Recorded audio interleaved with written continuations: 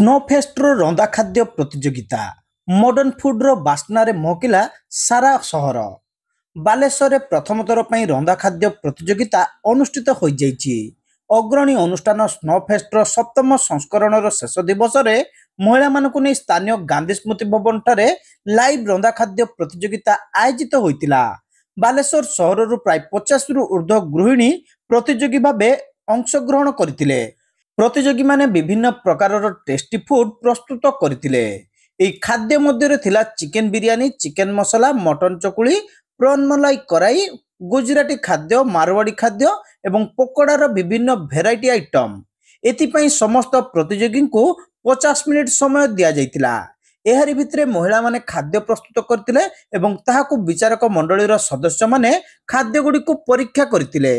ପ୍ରସ୍ତୁତ ଖାଦ୍ୟକୁ ପରୀକ୍ଷା କରିବା ପରେ ବିଚାରକମାନେ ଉଚ୍ଚ ପ୍ରଶଂସା ମଧ୍ୟ କରିଥିଲେ।